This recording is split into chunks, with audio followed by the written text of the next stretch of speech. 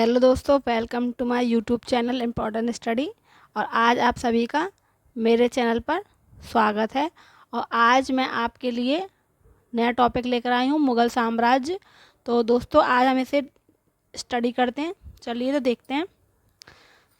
मुग़ल साम्राज्य। मुग़ल वंश का संस्थापक बाबर था। तो जो मुग़ल वंश है, इसका संस्थापक कौन था? बाबर था। बाबर एवं उत्तरवर्ती मुग़ल शासक तुर्क ए सुन्नी मुसलमान थे। बाबर और उत्तरवर्ती जो मुग़ल शासक थे वो क्या थे? तुर्क एवं सुन्नी मुसलमान थे। बाबर ने मुग़ल वंश की स्थापना के साथ ही पद पादशाही की स्थापना की। बाबर ने मुग़ल वंश की स्थापना तो की ही की, साथ ही पद पादशाही की स्थापना की, जिसके तहत शासक को बादशाह कहा जाता था। शासक को क्या कहा जाता था? बादशाह कहा जाता था। आगे देखते हैं। आगे है पहला बाबर। तो मुग़ल साम्राज्य को संस्थापक था बाबर। तो बाबर का जो शासनकाल था 1526 से 1530 इसका समय का रहा था। तो बाबर का जन्म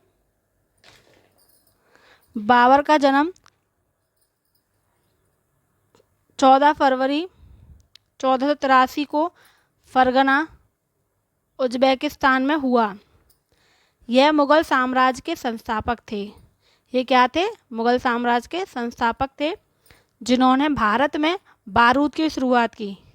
तो सबसे पहले भारत में जो बारूद की शुरुआत की थी वो इन्होंने ही की थी, बाबर ने।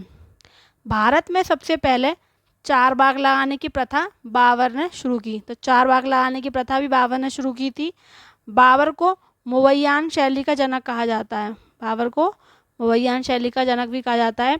बाबर ने तुजुक ए बाबरी, जो बाबर की आत्मकथा है, और तुर्की भाषा में लिखी थी। आगे है, बाबर ने जिहाद की घोषणा की और गाजी खानवा युद्ध के बाद, जो खानवा का युद्ध हुआ था उसके बाद पदवी प्राप्त की थी। जिहाद की घोषणा की थी और गाजी की पदवी प्राप्त इन्होंने की थी। आगे है कि बाबर द्वारा लड़े गए युद्ध, जो बाबर ने युद्ध लड़े थे वो कौन कौन से, किस किस के बीच में युद्ध लड़े गए थे, उनको देखते हैं। पहला है, पानीपत की पहली लड़ाई में बाबर ने इब्राहिम लोदी को 1526 ईस्वी में हराया था। किस युद्ध में? पानीपत के युद्ध में। खानवा के युद्ध में राणा सांगा को 1527 ईस्वी में हराया। तो एक जो युद्ध था पहला पानीपत का था, और ये खानवा का युद्ध था, इसमें राणा सांगा को 1527 में हराया था। चंदेरी की लड़ाई में चंदेरी की मेदिनी राय को 1528 में हराया था। फिर है घाघरा का युद्ध हुआ था 1529 ईस्वी में, महमूद लोदी को हराया था, और यह बाबर द्वारा लड़ी गई अंतिम लड़ाई थी। तो जो घाघरा का युद्ध है ये बाबर का अंतिम युद्ध था, जिसमें महमूद लोदी को हराया था। नेक्स्ट है तुजुक ए बाबरी के अनुसार बाबर की मृत्यु 1530 में लाहौर में हुई, और उसे आरामबाग, जो आगरा में, जो अब इसका नाम जो रामबाग है, पहले इसका नाम आरामबाग था, अब रामबाग कर दिया है, आगरा में दफनाया गया। बाद में उनके पार्थिव शरीर को अफगानिस्तान काबुल ले जाया गया। तो तुजुक ए बाबरी के अनुसार जो बाबर की मृत्यु 1530 में हुई, और उनको पहले तो आगरा में जो आरामबाग है, अब जो रामबाग बोलते हैं, वहाँ पे दफनाया गया। बाद में उनको जो पार्थिव शरीर था उसको अफगानिस्तान में ले गए। अगला है हुमायूं का शासनकाल 1530 से 1556 तक रहा था। देखते हैं आगे। हुमायूं बाबर का सबसे बड़ा पुत्र था। जो हुमायूं है बाबर का सबसे बड़ा पुत्र था, और दिल्ली में दीन पनाह को अपनी दूसरी राजधानी बनाया हुमायूं ने। यह सप्ताह के 7 दिन 7 रंग के कपड़े पहनता था, तो ज्योतिष में विश्वास करता था। जो हुमायूं था वो ज्योतिष में बहुत विश्वास करता था। हफ्ते के 7 दिन होते हैं, 7 दिन 7 रंग के कपड़े पहना करता था। 1533 ईस्वी में दीन पनाह पुस्तकालय की दिल्ली में स्थापना की हुमायूं ने। शेर शाह सूरी ने धीरे धीरे सत्ता हासिल की। उसने हुमायूं के साथ 2 लड़ाइयाँ लड़ी। एक चौसा की लड़ाई जो 1539 में हुई, और दूसरी कन्नौज की लड़ाई जो 1540 ईस्वी में हुई, जिसमें हुमायूं की हार हुई।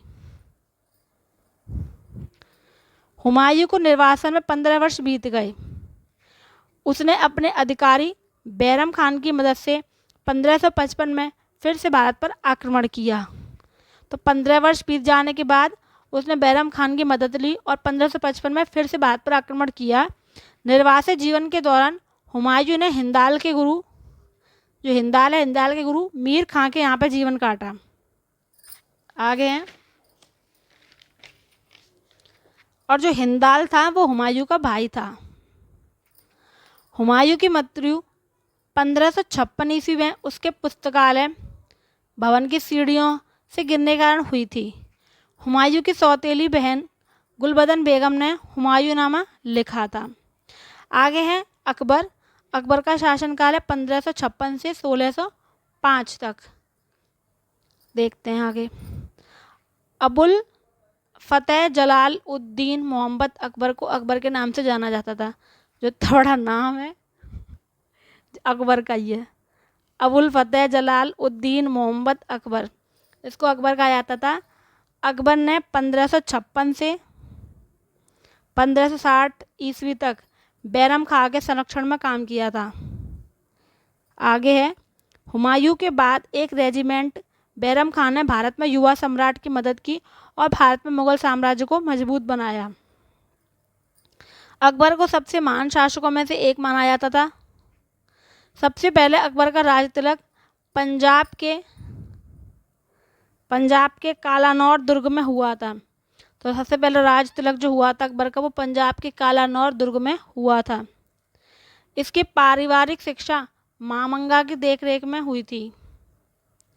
मक्का जाते समय बैरम खां की हत्या मुबारक खां ने कर दी थी।